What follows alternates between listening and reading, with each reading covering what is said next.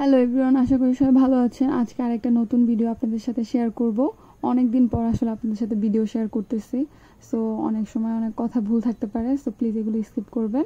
তো এটা অনেক আগের একটা ভিডিও, এটা আপনারা হয়তো বা দেখে বুঝতে পারতেছেন এটা লাস্ট শীতের একটা ভিডিও। এখানে তখন সিমের অনেক ভালো সিজন ছিল, দ্যাটস ওয়াই তখন ভর্তা বানানোর রেসিপিটা আপনাদের সাথে শেয়ার করতে চাইছিলাম। আমার আসলে পড়াশোনার ব্যস্ততার কারণে আমি এখন আর নিয়মিত ভিডিও দিতে পারি না, বাট আমি ট্রাই করি শর্ট ভিডিও দেওয়ার জন্য। লং ভিডিও দেওয়ার প্রসেসটা আসলে অনেক বেশি লেন্দি হয়ে যায়, আমার টাইমও অনেক খরচ হয়, দ্যাটস ওয়াই আমি ভাবলাম যে শর্ট ভিডিওগুলো আপনাদের সাথে শেয়ার করি।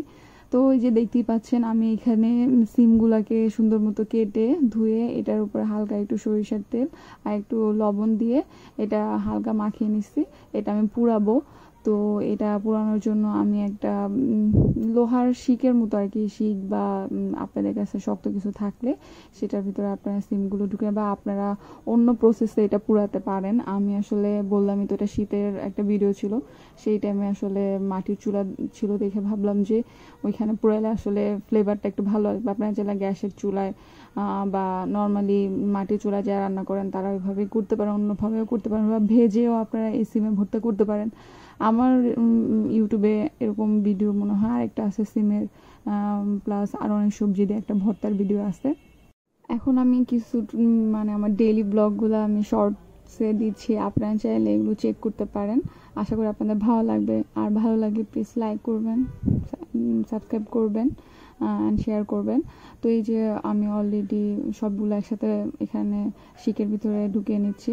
আর এখানে সরিষার তেলটা দেওয়ার এটাই কারণ, যা মাটির চুলায় যেহেতু আমরা রান্না করি তখন অনেক সময় ছাই বা এগুলো মানে পুরানোর সময় লেগে যায়। সো আমরা যদি এটা ওয়াশ করি পরবর্তীতে এটা গায়ে থেকে ছেড়ে দিই আর কি, দ্যাটস ওয়াই। তো আমি এখানে আসলে একটা ভুল করছি, এতগুলো একসাথে শিকের ভিতরে ঢুকানোর পরে আসলে এটা আমার আগুনে যখন পুরাতে গেছিলাম তখন এটা নাড়াচাড়া করতে অনেক অসুবিধা হইতেছিল। সো আপনারা চাইলে পরিমাপ কম দিয়ে দুইবারে আপনারা এটা পুরাইতে পারেন। তো আপনারা দেখতেই পাচ্ছেন অলমোস্ট আমি এটা পুরাতে দিয়ে দিচ্ছি। এটা এখন কয়লার তাপে পুড়বে, হালকা একটু আগুন ধরতেছে কারণ একটু আগে এখানে রান্না করা হয়েছিল, দ্যাটস ওয়াই। তো এইটা মেনলি কয়লার তাপে পোড়ার জন্য দিছি। তো এই যে আপনারা দেখতেই পাচ্ছেন আসলে আমার নাড়তে যে একটু সমস্যা হইতেছিল, কজ পুরাটা চুলা আটতে ছিল না। তো আপনারা চাইলে সিমের পরিমাপটা একটু কম দিন, তাহলে সুন্দর মতো এটা ভালোভাবে পুড়বে, একদম নরম হয়ে যাবে। এটা করতে আপনার ভর্তা বানাতে অনেক ইজি হবে। দেখতেই পাচ্ছেন এটা অলমোস্ট সিদ্ধ হয়ে গেছে, চারপাশে আর কি একটু হালকা পুড়ে পুড়ে গেছে। তো এখন এটা ভর্তা বানাতে নিব আর কি।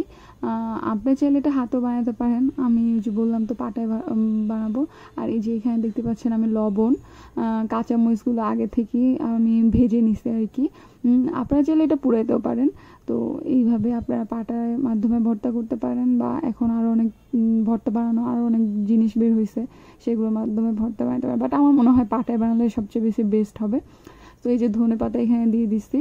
তো এগুলো আসলে ভর্তার স্বাদটা যার যার মতো, যে যেরকম স্পাইসি খাইতে পছন্দ করেন ওরকম দিবেন।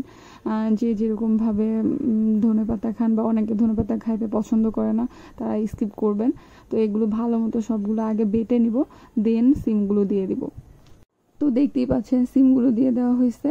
এখন সিমগুলো ভালো মতো বেটে নিতে হবে, যেহেতু সিমের বিচি আছে। তো এগুলো ভালো মতো বেটে নিতে হবে যাতে সবগুলো মিহি হয়ে যায়।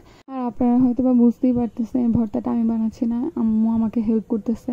আম্মু বলতেছিল যে আমি ভর্তাটা বানাই দিই, তো এই জন্য আম্মু বানাচ্ছে। মার হাতের সব কিছু আসলে অন্যরকম মজা, তাই আমি ভাবলাম যে ওনাকে বানাতে দিই, বিকজ আমার যে এক্সপিরিয়েন্স ওনার ভালো।